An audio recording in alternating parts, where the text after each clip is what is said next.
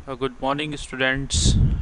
Today we will do some programs of loops and control statements और इसमें हम if और else if स्टेटमेंट को भी डिस्कस करेंगे और जानेंगे कि लूप क्या होती है और कंट्रोल स्टेटमेंट्स कैसे वर्क करती हैं।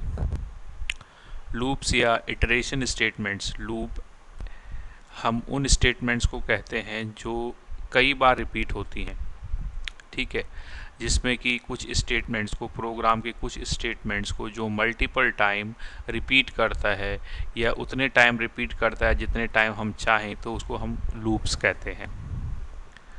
इसमें कुछ कंट्रोल स्टेटमेंट्स, लूप के साथ कुछ कंट्रोल स्टेटमेंट्स हम करेंगे, continue, break and pass.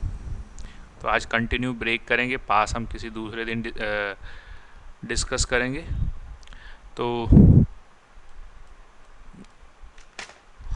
Python programming language provide following types of loops to handle looping requirement। looping क्या होती है मैं आपको पहले बता चुका हूँ कि इसके अंदर हम जो एक बार लिखा हुआ कोड है उसको कई बार प्रोग्राम में रिपीट करवा सकते हैं।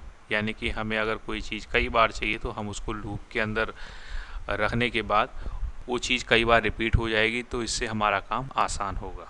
इसको एग्जाम्पल में समझेंगे तब ज़्यादा आपको क्लियर होगा। तो इसमें वाइल लूप को अभी हम पहले करने वाले हैं। एक फॉर लूप भी होती है। तो वाइल लूप, वाइल एक कीवर्ड होता है, वाइल, ठीक है। लूप इस कॉन्सेप्ट का नाम है, लूप नहीं लिखते, केवल वाइल इसका नाम है, इसको लूप कहा जाता है। तो वाइल का जो सिंटैक्स है, सबसे पहले हम लिखते हैं वाइल,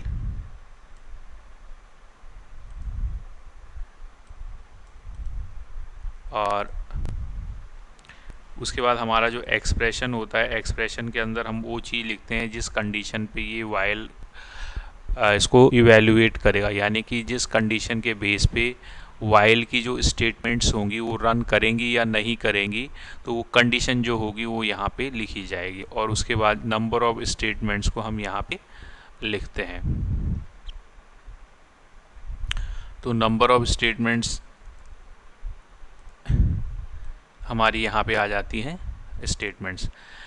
अब हम इसको एग्जांपल में करके भी देखेंगे नीचे, और एक पाइथन में भी हम इसको बनाएंगे। अभी मैंने यहाँ पे सारे एग्जांपल्स लिखे हुए हैं। अब मैं आपको समझाने की पहले कोशिश करता हूँ यहाँ से, फिर उसको पाइथन के सॉफ्टवेयर में भी मैं बताऊँगा आपको। तो in Python all the statements indented by the same number of character spaces after a programming construct are consider to be part of a single block of code. तो कहने का मतलब है, पहले भी हम इस टॉपिक को काफ़ी बार डिस्कस कर चुके हैं कि इंडेंटेशन काफ़ी इम्पोर्टेंट रोल प्ले करता है यहाँ पे, क्योंकि इसमें हमारे जो प्रोग्राम्स के अंदर के जो पार्ट्स होते हैं या ब्लॉक्स होते हैं उनको डिफ्रेंशिएट करने का और कोई मीडियम नहीं होता है। उनको डिफ्रेंशिएट किया जाता है इंडेंट से, जो स्पेस हम देते हैं। यानी कि एक स्पेस, एक बराबर स्पेस में हम जितनी नंबर ऑफ लाइंस को रखेंगे वो एक ब्लॉक के अंदर काउंट होता है, ठीक है। तो पाइथन क्या करता है, इंडेंटेशन मेथड को यूज़ करता है grouping the statement. Group statement को ग्रुप में करने के लिए वो इंडेंटेशन का मेथड यूज़ करता है। अब जहाँ पे एग्जांपल है, अभी हम इंडेंटेशन की बात कर रहे थे, तो जैसे मान लीजिए हमारा एक प्रोग्राम है, ये यहाँ से शुरू हुआ, तो आप देख सकते हैं इन दो लाइंस का इंडेंटेशन नीचे वाली दो लाइंस से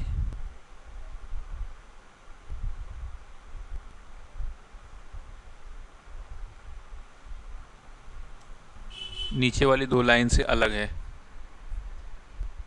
नीचे वाली दो लाइन से अलग है,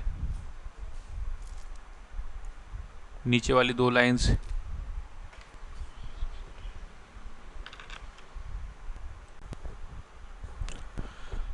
तो यहाँ पे आप देख सकते हैं जो मैंने रेड में हाईलाइट किया है और जो येलो में हाईलाइट किया है, तो जो रेड में हाईलाइट है वो एक अलग ब्लॉक है, और जो येलो में, क्योंकि उसका जो इंडेंट है कम है पहले वाले से, और जो अंदर वाला है यानी कि जो वाइल के अंदर की जो इंडेंट, वाइल वाला एक ब्लॉक बन गया। यानी कि वाइल के कंडीशन के ट्रू होने पे जो येलो में मैंने ये दो लाइंस स्टेटमेंट्स दिखाई हैं, ये एक ब्लॉक का पार्ट काम करेंगे। तो यहाँ पे इस स्टेटमेंट में क्या हो रहा है, यहाँ पे हमारे पास था, जैसे हमने prints hello geek 3 times print करना है, ठीक है। तो हमें 3 टाइम प्रिंट करना है, लेकिन हमें प्रिंट की स्टेटमेंट केवल एक ही बार लिखी है, हेलो गीक। अब हम चाहते हैं कि ये हेलो गीक 3 बार प्रिंट हो, तो इसके लिए हमने क्या किया है, इस हेलो गीक स्टेटमेंट को वाइल लूप के अंदर, कंडीशन के अंदर रखा है। अब क्या होगा, वाइल हमने लिखा है, काउंट की वैल्यू हमने पहले क्या कर दी थी, यहाँ पे आप देख सकते हैं काउंट की वैल्यू फर्स्ट लाइन में कितनी है, 0। और हमने यहाँ पे क्या लिखा है, कंडीशन लिखी है वाइल काउंट लेस देन 3, जब तक काउंट के अंदर की वैल्यू 3 से कम रहेगी तब तक ये जो लाइंस हैं, ये 2 लाइंस हैं, तब तक ये कंटिन्यू चलती रहेंगी। तो अभी फर्स्ट टाइम पे काउंट की वैल्यू क्या है, 0 है, तो लेस देन 3 है, तो लेस देन 3 होने से कंडीशन हमारी ट्रू होती है यहाँ पे। तो इस वजह से क्या होगा, इस वजह से होगा कि काउंट असाइंस, यानी कि काउंट की वैल्यू ऊपर थी 0, अब ये काउंट को क्या वैल्यू मिलेगी, काउंट असाइन काउंट प्लस 1, यानी कि 0 प्लस 1, तो 0 प्लस 1 काउंट की नई वैल्यू हो जाएगी, तो 0 प्लस 1 का मतलब 1, तो काउंट की वैल्यू क्या हो जाएगी, 1। और ये प्रिंट क्या करेगा, हेलो गीक, एक बार प्रिंट कर दिया। अब इसके बाद कोई भी स्टेटमेंट नहीं है, तो क्या होगा, वाइल कंडीशन पे दोबारा से चेक करेगा कि क्या काउंट की वैल्यू अभी लेस देन 3 है या नहीं है। तो जैसे कि आप जानते हैं काउंट की वैल्यू 1 हो चुकी थी, अब 1 लेस देन 3, ये भी कंडीशन हमारी ट्रू हुई, तो फिर से ये नीचे आएगा और काउंट की वैल्यू क्या असाइन कर देगा, count plus equal to count assign count plus 1, तो काउंट की प्रीवियस वैल्यू जो थी वो 1 थी, और ये वैल्यू हमने इसमें 1 प्लस और ऐड कर दिया, तो ये क्या हो गया, 2। फिर से इसने दूसरी बार भी गीक को प्रिंट किया, अब फिर से ऊपर जाएगा, यहाँ पे कंडीशन दोबारा से चेक होगी कि जो काउंट की वैल्यू है लेस देन 3 है या नहीं है, तो काउंट की वैल्यू लेस देन 3 है, क्योंकि वो अभी 2 है, तो अब काउंट हो जाएगा 3, क्योंकि 2 प्लस 1 3, और ये हेलो गीक प्रिंट करेगा, ठीक है। उसके बाद फिर से कंडीशन चेक होने के लिए ऊपर जाएगी, यहाँ पे जब ये ऊपर जाएगी, यहाँ पे जाएगी कंडीशन, यहाँ पे जाएगी, तो क्या होगा, कंडीशन फॉल्स हो जाएगी, क्योंकि जो काउंट है वो लेस देन 3 नहीं है, तो काउंट लेस देन 3 नहीं है, तो क्या होगा,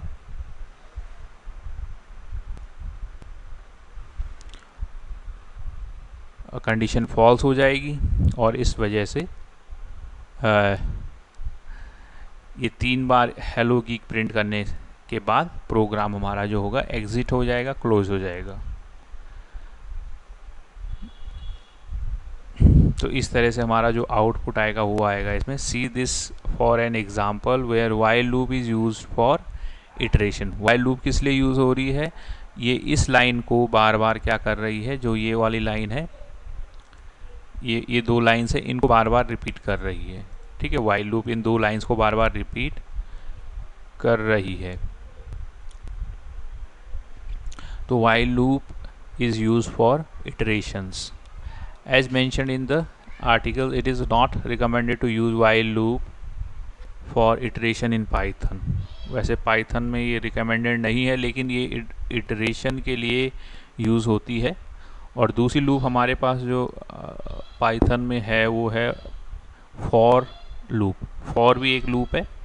In Python there is no C style for loop, ठीक है।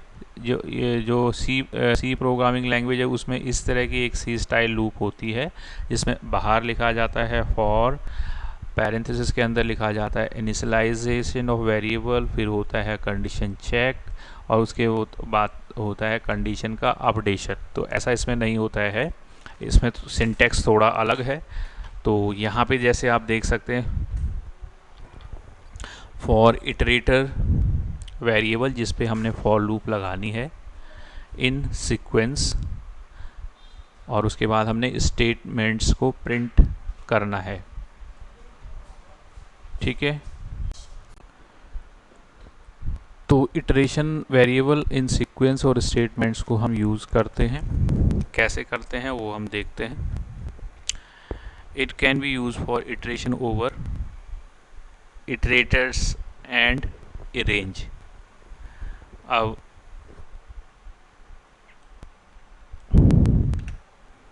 यहाँ पे है इटरेटिंग ओवर ए लिस्ट। हमारे पास मान लीजिए कोई लिस्ट है और हमें उस लिस्ट में आइटम बाय आइटम उसको एक जगह से दूसरी जगह जाना है, उस लिस्ट के एलिमेंट्स को एक्सेस करना है। और यहाँ पे जैसे मान लीजिए प्रिंट लिस्ट इटरेशन, ये हमने एक स्टेटमेंट प्रिंट की, प्रिंट लिस्ट इटरेशन, ये एक स्टेटमेंट है प्रिंट की, हमारे स्क्रीन पे आ जाएगा। एक हमने यहाँ पे लिस्ट बनाई है, एल असाइंस ब्रैकेट के अंदर स्क्वायर ब्रैकेट के अंदर हमने लिखा हमने स्ट्रिंग्स लिखी। इस तरह से हमने ये एक लिस्ट बना दी, 3 चीज़ों की लिस्ट बना दी, गीक्स फॉर गीक्स, यानी कि गीक्स एक है, फॉर दूसरा है और गीक्स फिर तीसरा है। तो इसमें 3 वर्ड्स हमने एक लिस्ट के अंदर रख दिए, उस लिस्ट का नाम है एल। ठीक है, अब हमने यहाँ पे आप देखिए, यहाँ पे हमने एक लूप लगाया है, फॉर लूप, यानी इटरेशन के लिए, फॉर आई इन एल। आई क्या है, एल में हमें इटरेट करना है। तो फॉर आई इन एल, तो कहने का मतलब एल में टोटल नंबर ऑफ एलिमेंट्स कितने हैं, 3। और हमने लिखा फॉर आई इन एल, तो फॉर आई इन एल जैसे हम लिखते हैं, इसका मतलब है कि आई स्टार्ट करेगा 0 से, ठीक है, 0 से स्टार्ट करेगा और एल तक ही जाएगा। तो एल में कितने एलिमेंट हैं, 3। तो ये 0 से स्टार्ट करेगा, 0 1 2 3। तो इसको जाना कहाँ तक चाहिए, अगर ये इस तरह से जाएगा तो 0 पे हमारा 1 हो गया, 1 पे हमारा 2, 2 पे 3 और 3 पे 4। तो ये एलिमेंट हो जाएंगे 4। तो इस केस में क्या होता है, जो फॉर लूप होता है वो 0 से लेकर जो लिस्ट का साइज होता है उससे एक कम, यानी कि यहाँ पे लिस्ट का साइज हमारा क्या है, 3। तो ये चलेगा, जो आई लूप है, आई की वैल्यू बढ़ेगी 0 1 2 3 तक ये नहीं जाएगा, क्योंकि उससे एक कम पे ख़त्म हो जाएगा, क्योंकि इसमें एलिमेंट 3 है, क्योंकि ये 0 से स्टार्ट हो रहा है। तो जब कोई चीज़ 0 से स्टार्ट होगी, मान लीजिए आपके पास 100 क्वांटिटी में कॉइन्स हैं और आप 0 से स्टार्ट काउंट करना शुरू करेंगे तो 99 पे लास्ट वाला ख़त्म होगा। तो इस वजह से हमें इसका जो अपर लिमिट है वो उसके साइज से एक कम इसको रखना पड़ता है। ठीक है, अब हम लिखते हैं प्रिंट आई। तो ये प्रिंट आई में क्या प्रिंट करेगा, पहले बार प्रिंट आई में प्रिंट होगा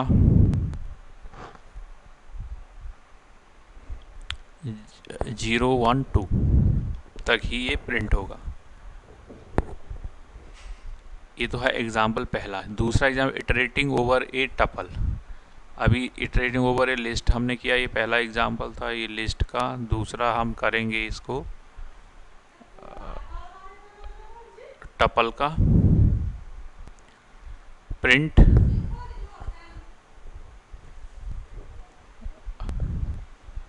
टपल इटरेशन। तो यहाँ पे हमने ये टपल का एग्जाम्पल है, ये टपल का एग्जाम्पल है, ये लगता है आपके पैरेंथेसिस के अंदर, यहाँ पे गीक्स फॉर गीक्स, सेम वही एग्जाम्पल दोबारा से है। इसको आपने किया for I in T, T में हमने लिया और उसको प्रिंट किया। इटरेटिंग ओवर है स्ट्रिंग, स्ट्रिंग के अंदर हमें इटरेट करना हो तो ये एस जो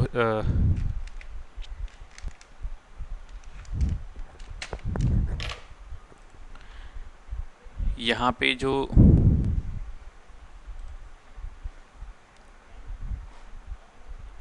एस, यानी कि ये एक क्या है, स्ट्रिंग है। स्ट्रिंग बोलते हैं हम जहाँ पे मल्टीपल कैरेक्टर्स को, एक से ज़्यादा कैरेक्टर्स को डबल इन्वर्टेड कॉमास के अंदर एनक्लोज किया जाता है, उसको हम स्ट्रिंग कहते हैं। तो यहाँ पे स्ट्रिंग है और ये स्ट्रिंग किसको असाइन है, एस। तो यानी कि एस की वैल्यू क्या है, geeks, S equal to geeks. अब अगर हम क्या करें, इस गीक्स के अंदर जितने कैरेक्टर हैं GEEKS, इनको इंडिविजुअली अगर हम या तो इनके काउंटिंग करें या इनको इंडिविजुअली प्रिंट करें, तो उसके लिए हम इस प्रोग्राम को यूज़ कर सकते हैं for I in S. For I in S, तो आई क्या जाएगा, 0, तो 0 इंडेक्स पे आ जाएगा आई। आई अगर 0 इंडेक्स पे जाता है तो आई की वैल्यू फर्स्ट टाइम 0 होगी, तो 0 लोकेशन पे क्या है जी, फिर वो क्या होगी 1, 1 में है ई, फिर वो जाएगा 2, 2 पे भी ई, फिर 3, 3 पे क्या है के, फिर 4, 4 पे क्या है एस। तो ये 0 से लेके 4 तक जाएगा, जबकि इसका टोटल साइज जो है 5 है। ठीक है, अब हम इन्हीं प्रोग्राम्स को एक एग्ज़ाम्पल अभी हमने ये किया, अब हम इनको करके भी देखते हैं कि इनका आउटपुट क्या आ सकता है। तो हम पहला एग्ज़ाम्पल लेके चलते हैं, पाइथन ओपन करते हैं इसमें, और जैसे पाइथन ओपन होता है स्क्रीन पे, तो पहला जो मोड होता है वो होता है इंटरेक्टिव मोड। ये वाला जो मोड है इंटरेक्टिव मोड है। हमें स्क्रिप्ट मोड में काम करना है तो हम फाइल पे क्लिक करेंगे और न्यू फाइल पे क्लिक करेंगे तो एक ब्लैंक पेज हमारे सामने आ जाएगा। यहाँ पे हम वो कोड जो हमने लिखा था उसको लिख लेंगे, या मैं यहाँ पे इसको केवल पेस्ट कर लेता हूँ, वहाँ से कॉपी कर लेता हूँ दोबारा लिखने की बजाय। तो ये देखिए मैंने यहाँ से ये सिलेक्ट किया और यहाँ पे इसको पेस्ट किया। अब आपको कुछ कलरिंग में ये नंबर्स दिखाई दे रहे होंगे, जैसे पहली लाइन में हैज़ इटरेटिंग ओवर ये लिस्ट, ये इसका कलर थोड़ा रेडिश में आपको दिखाई दे रहा है। तो ये क्यों दिखाई दे रहा है रेडिश में? क्योंकि ये हैज़ से स्टार्ट हुआ है और जो भी इसमें लिखा गया है ये पूरा का पूरा एक लाइन, ये पूरी क्या है कमेंट है, ये सिंगल लाइन कमेंट है। कमेंट हम पहले भी डिस्कस कर चुके हैं कि कमेंट वो चीज़ होती है जिसको कंपाइलर कंपाइल नहीं करता है। ठीक है, पाइथन में कंपाइलर जो कमेंट होते हैं उसको कंपाइल नहीं करता है। दूसरी लाइन प्रिंट, प्रिंट क्या है, एक इसका फंक्शन है जिसका काम होता है पैरेंथेसिस के अंदर जो भी डबल इन्वर्टेड कॉमास में लिखा गया होता है उसको स्क्रीन पे एज इट इज़ ही प्रिंट करना, या इसके अंदर कोई वेरिएबल की वैल्यू को प्रिंट करना, कोई कैलकुलेशन का रिज़ल्ट प्रिंट करना। इसका काम होता है सिस्टम पे आउटपुट को जनरेट करना। तो और तीसरा एल, यहाँ पे हमने लिस्ट बनाई थी एक, इसमें 3 वैल्यूज़। अब हम इसको चलाना चाहते हैं तो हम क्या करेंगे, सेव करेंगे इसको पहले और इसको दे देंगे हम एल लिस्ट और आज की डेट दे देंगे इसमें 25/8/20। अब हम इसको रन कर लेते हैं, F5 पे क्लिक करते हैं तो आप देख सकते हैं list iteration Geeks for Geeks, 3 values print हुई हैं, गीक्स फॉर गीक। ठीक है, जबकि हमारे एग्जांपल में क्या है, हमने 3 वैल्यूज़ दी थी, 1, 2, 3। ये तीनों वैल्यूज़ एक लिस्ट का पार्ट है, लेकिन जब हम इनको प्रिंट कर रहे हैं, ठीक है, for I in list, for I in L, तो आई इन एल में आई में पहली वैल्यू क्या होगी, इसकी 0 लोकेशन की वैल्यू आई, अगली क्या आएगी फॉर, अगली क्या आएगी गीक। ठीक है, तो इस तरीके से हम जो आइटम्स, अगर हम इसमें कुछ और भी जोड़ लेते हैं तो ये उन्हीं को उसी सीक्वेंस में ऐड करता जाएगा। जैसे हमने यहाँ पे आपके जो सब्जेक्ट हैं, जैसे मान लीजिए हमने लिखा हिंदी, फिर हमने लिखा इंग्लिश, फिर हमने लिखा मैथ्स, फिर हमने लिखा साइंस, फिर हमने लिखा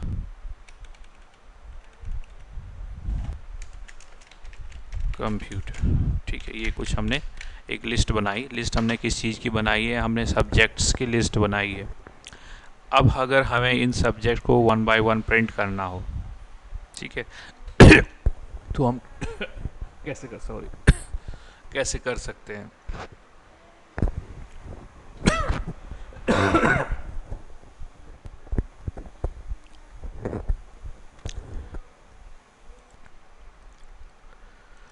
तो हम इसको फिर से रन करेंगे, iteration Hindi, English, math, science, computer, इस तरीके से। और अगर हम ऐसा ना करके लास्ट में केवल अगर हम प्रिंट एल भी करते तो भी कुछ प्रिंट होता फिर भी, लेकिन आप देखते हैं क्या प्रिंट होता है फिर लास्ट में। देखो ये होने के बाद ये पूरी की पूरी लिस्ट एक जगह प्रिंट होती, लेकिन हमने लिस्ट के आइटम्स को क्या किया, 1 बाय 1 प्रिंट किया। उसके लिए हमें किस चीज़ की ज़रूरत पड़ी यहाँ पे, लूप की, क्योंकि लूप की वजह से ही हम एक एक करके उन आइटम्स को कहाँ स्टोर करवा रहे हैं, पहले आई के अंदर, और फिर उनको प्रिंट करवा रहे हैं।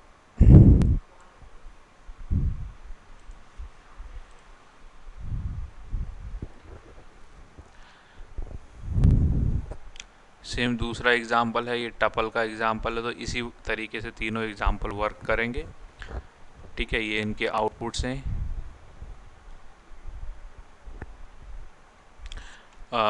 इसमें तीनों के एग्जाम्पल हैं। लिस्ट का एग्जाम्पल है, डिक्शनरी का एग्जाम्पल है, डिक्शनरी का भी एग्जाम्पल है इसमें, और टपल का भी एग्जाम्पल है। ओवर डिक्शनरी, तो डिक्शनरी जो हम बनाते हैं इसमें, या तो हम डिक्शनरी को डिक्ट कीवर्ड से बना लेते हैं, या हम इस तरीके से डी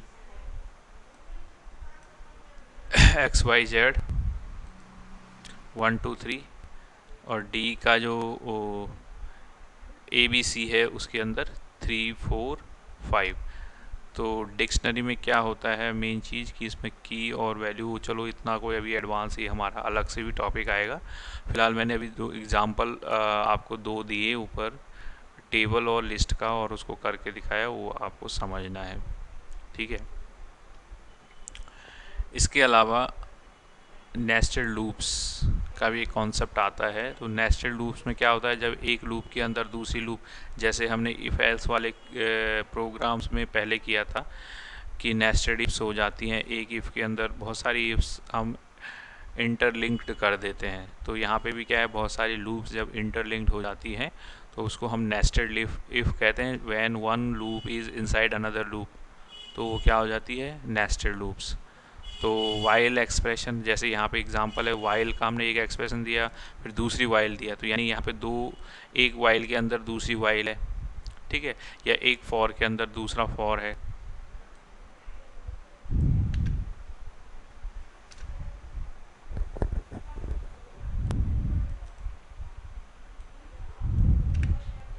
जैसे यहाँ पे एग्जांपल है, a final note on loop nesting बोलते हैं या नेस्टेड बोलते हैं उसको, जब एक लूप के अंदर दूसरी लूप को आप यूज़ करते हैं। Is that we can put any type of loop inside of any other type of loop. ठीक है, हमने टाइप ऑफ लूप में जैसे फॉर लूप और वाइल लूप का अभी के बारे में डिस्कस किया, तो हम किसी भी टाइप की लूप को एक दूसरे के अंदर इंटरकनेक्ट कर सकते हैं। तो यहाँ पे एग्जांपल के लिए है, जैसे आपके सामने पहली statement, for I in range का भी फंक्शन हमने किया था, फॉर आई इन रेंज 1,5। तो जो आई की वैल्यू है वो 1 से स्टार्ट होते हुए 5 से एक कम 1 2 3 4 तक जाएगी। ठीक है, इसका ये सिंपल ये मतलब होता है। तो जो पहला आई है, आई की वैल्यू कहाँ जाएगी, 1 2 3 4। फिर इसी के अंदर दूसरी एक आपने फिर दूसरी लूप लगा दी। इसका मैं थोड़ा सा ये इसके अंदर दूसरी लूप लगा दी, for J in range I. तो जे की रेंज क्या कर दी, आई की रेंज तो फिक्स कर दी कि वो 1 से लेके 4 तक जाएगा। जे की रेंज क्या कर दी कि जे की रेंज जाएगी जे इन रेंज आई। अब जे इन रेंज आई, तो जे इन रेंज आई, तो आई की इनिशियल वैल्यू क्या है, 1। तो 1 है तो जे स्टार्ट होगा 0 से। 0 पहली बार जे की जो रेंज होगी 0 से लेके 1 तक होगी, यानी कि 0 एक की रेंज होगी 0 से लेके जे इन रेंज 1। तो 1 रेंज में क्या होगा, उसकी एक ही बार होगी वैल्यू। फिर क्या होगा, अगली बार ये प्रिंट करेगा आई को, आई की क्या वैल्यू है 1, और उसके बाद ये एंड करेगा इसको स्पेस के साथ, और जे की वैल्यू क्या है वो दिखाएगा। तो जे की वैल्यू क्या है, print I and J, I okay. यहाँ पे जे का कोई रूल नहीं आ रहा है। तो अब आप देखो यहाँ पे ये इस तरह का आउटपुट आया 1 2 2 3 3 4 4 4। अब इस एग्ज़ाम्पल को हम यहाँ से समझने के लिए कॉपी कर लेते हैं इसको। पाइथन में हम इस प्रोग्राम को बनाते हैं नई फाइल में जाके। देखिए तो यानी कि ये वाली स्टेटमेंट को आप समझिए कि for I in range 1 to 5, यानी कि आई की जो वैल्यू है वो 1 2 3 4 यानी 4 1 हो सकती है, 2 हो सकती है, 3 हो सकती है, 4 हो सकती है। लेकिन ये बढ़ेगी कैसे, सबसे पहले इसकी वैल्यू होगी 1, फिर 2, फिर 3 और फिर 4, यानी कि मैक्सिमम वैल्यू जो आई की हो सकती है वो 4 हो सकती है। ठीक है। और उसके बाद जैसे ही आई की वैल्यू 1 रहेगी, जब भी 1 से स्टार्ट होगा आई, तो उसके बाद सीधा जे के पास कंडीशन जाएगी और जे की वैल्यू जो हो सकती है वो किसकी रेंज में रहेगी, आई की रेंज में। तो आई की रेंज पहली बार कितनी है, आई की रेंज फर्स्ट टाइम में है 1। तो जे की रेंज क्या होगी, तो जे की रेंज 0 से लेके 1 के बीच में होगी। तो इसमें क्या होता है कि जे, क्योंकि मैक्सिमम रेंज क्या है 1 है, तो जे क्या होगा 0 पे ही ख़त्म हो जाएगा, क्योंकि मैक्सिमम रेंज है तो रेंज से एक कम पे ही ये वेरिएबल चलता है। तो यहाँ पे अगर हम इसको प्रिंट करा रहे हैं आई, तो आई की वैल्यू है 1। ठीक है। उसके बाद हम दोबारा से क्या करा रहे हैं, प्रिंट। ये प्रिंट क्यों करा रहे हैं दोबारा से, इसको प्रिंट दोबारा से कराने से क्या मतलब है, इस वाली स्टेटमेंट को अगर हम दोबारा से यहाँ पे लिख रहे हैं, ठीक है, ये देखो ये वाली लाइन, तो ये लाइन क्या कर रही है, ये लाइन कुछ नहीं कर रही है। ये लाइन इसलिए यहाँ पे डाली हुई कि ये न्यू लाइन, एक नई लाइन प्रिंट कर रही है। ठीक है। तो अभी देखिए आप,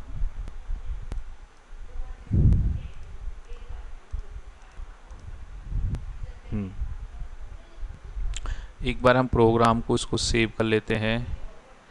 बैटरी डाउन, 1 मिनट। तो इसको यूज़ करते हैं हम, रेंज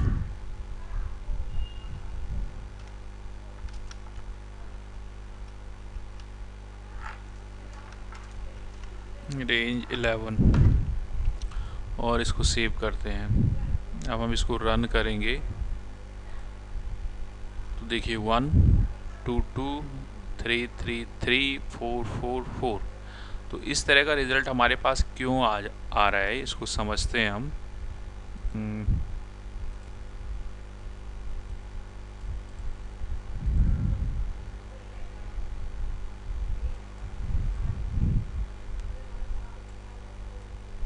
ये देखिए, तो सबसे पहले जो इसमें है 1 प्रिंट हुआ, तो क्यों हुआ, for I in range 1 to 5। तो हमने जैसे बोला कि आई की जो रेंज होगी वो 1 से लेके 5 के बीच में, तो 1 से शुरू होगा और 5 से 1 कम, तो 1 2 3 4 तक। ठीक है। उसके बाद अभी तक हमने कोई प्रिंट स्टेटमेंट नहीं दी है, तो अभी कुछ भी होने वाला नहीं है। उसके बाद दूसरा फॉर लूप है यहाँ पे, ये क्या है, नेस्टेड फॉर लूप है। यहाँ पे जे की वैल्यू क्या होगी, जे की वैल्यू इन रेंज आई, तो फर्स्ट टाइम पे आई की वैल्यू क्या है 1, तो जे के पास क्या आएगा 0, हमने उसको डिस्कस किया था। तो ये प्रिंट करेगा आई को, और उसके बाद क्या होगा, आई के बाद एक स्पेस आ जाएगा यहाँ पे, ये स्पेस प्रिंट हो जाएगा। तो 1 प्रिंट हुआ आई की वैल्यू, और उसके बाद एक स्पेस आया, और ठीक है। उसके बाद क्योंकि रेंज में जे की जो कंडीशन है यहीं पे फॉल्स हो चुकी है, क्योंकि जे इन रेंज आई, तो आई 1 है, तो जे की रेंज क्या होगी 0 की 0 रही, तो इसलिए वो अगली स्टेटमेंट कुछ भी इसके आगे नहीं आई 1 के आगे। उसके बाद हमने प्रिंट किया, तो प्रिंट का मकसद क्या होता है, इस वाले कर्सर को यहाँ अगली लाइन पे शिफ्ट करने का इसका मतलब होता है। जब अगर आप खाली प्रिंट स्टेटमेंट को यूज़ करते हैं, उसके अंदर कुछ भी प्रिंट नहीं करते हैं, तो वो क्या करता है, एक न्यू लाइन एंटर की तरह काम करता है। तो ये इसको कहाँ पे लेके आ जाएगा, अगली लाइन पे लेके आ जाएगा। अब दोबारा से क्या होगा, यानी कि ये वाली जो कंडीशन है ये फॉल्स हो चुकी है, ये ऊपर जाएगा अपनी कंडीशन को चेक करने के लिए। इस बार जो आई की वैल्यू है वो क्या हो जाएगी, 2, 1 थी तो अब 2 होगी। 2 होने पे ये वाली जे फिर से स्टार्ट होगा, जे इन रेंज आई, तो इस बार जे की रेंज क्या होगी, जे की रेंज होगी 0 से लेके आई तक, तो 0 से लेके वो i-1 तक। तो इस बार i कितना है, 2, तो j होगा 0, 1, 2 तो जाएगा नहीं है, तो 0, 1, ठीक है, 0, 1 तक। तो इस बार यहाँ पे हुआ प्रिंट i, सबसे पहले ये ट्रू हुआ कंडीशन, 0 पे ट्रू हुई कंडीशन, इसने लिखा i की वैल्यू प्रिंट की, i स्पेस प्रिंट किया, फिर इसने इस कंडीशन को दोबारा से चेक किया कि अभी j जो है i की रेंज के अंदर है या नहीं है। तो पहली बार j कितना था, 0, 0 पे वो रेंज के अंदर था। अब दूसरी बार वो कितने पे हो गया, 1 पे, 1 पे भी वो रेंज के अंदर है। तो यानी कि इस समय पे 2 बार इसने i को प्रिंट किया, तो i की वैल्यू जो 2 थी वो 2 बार प्रिंट हुई सेकंड लाइन में, ठीक है। इसके बाद j बढ़ के कितना हो जाएगा, 2, और 2 इन रेंज i में ये कंडीशन फॉल्स हो जाएगी, क्योंकि i भी 2 है और j भी 2 हो गया। तो क्या होता है, जो रेंज के अंदर की वैल्यू होती है उससे एक कम जो उसका बाहर का वेरिएबल होता है उसके एक कम तक में ख़त्म होता है। तो फिर ये ऊपर जाएगा, ये न्यू लाइन प्रिंट होगी, ये ऊपर जाएगा। अब i कितना हो जाएगा, 3, और j अब चलेगा 0, 1, 2 तक। तो इस बार 3 बार चलेगा, तो यानी कि 3 बार 3 टाइम i की वैल्यू प्रिंट होगी। फिर अगला नेक्स्ट चलेगा, i कितना हो जाएगा, 4 हो जाएगा, तो j की रेंज क्या आ जाएगी, j की रेंज आ जाएगी 0 से लेके 3 तक। तो 0 से 0, 1, 2, 3 4 टाइम, तो ये 4 टाइम चलाएगा इसको। तो इस तरीके से ये प्रिंट हो रहा है। अगर आप रेंज को यहाँ पे 4 की यहाँ इसको 10 कर देते हैं तो ऑटोमेटिकली ये प्रोग्राम भी अपने आप चेंज हो जाएगा। और इसको अगर आप रन करके देखें दोबारा से,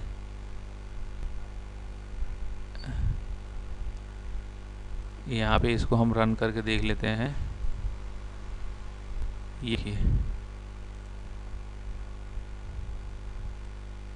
तो कहाँ तक आया, रेंज आ गई 9 तक, क्योंकि हमने इसको कितना दे दिया था, 9 तक, 10 तक दिया, तो 10 से एक कम, तो ये 1, 2, 2, 3, 3, 4, 4, 5, 5, इस तरीके से ये रेंज में इसकी रेंज बढ़ गई, ठीक है। तो ये 2 प्रोग्राम्स हैं, रेंज का और इसका। ये मैं PDF भी आपको सेंड करूँगा और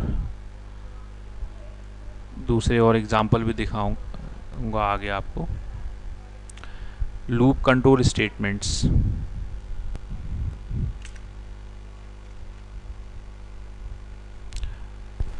लूप कंट्रोल स्टेटमेंट्स क्या होती हैं। Loop control statements change execution from its normal sequence when execution leaves A scope. all automatic objects that were created in that scope are destroyed. Python supports the following control statement। देखिए अब कुछ control statements होते हैं इसमें जो कि for loop के जो सीक्वेंस होता है रिपीटिशन का उसको ब्रेक करते हैं। तो एक इसमें सीक्वेंस होता है इसके लिए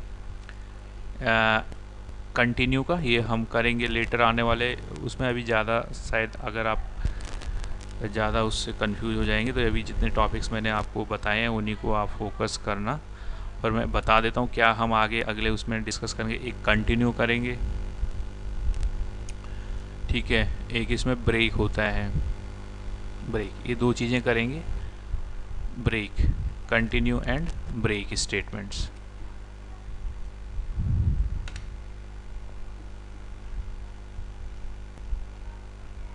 तो चलिए पहले आज का इतना वीडियो आप देखिए, इसका सेकंड पार्ट में इसके अभी क्योंकि मेरे पास PDF में काफ़ी मैटर बचा हुआ है तो इसका सेकंड पार्ट भी मैं जल्दी बनाऊंगा, क्योंकि इसका वीडियो की लेंथ भी काफ़ी ज़्यादा हो चुकी है और फिर ये सेंड करने में प्रॉब्लम आती है। तो इसको आप समझिए, कोई डाउट हो तो मुझे ज़रूर पूछिएगा इसके बारे में। ओके।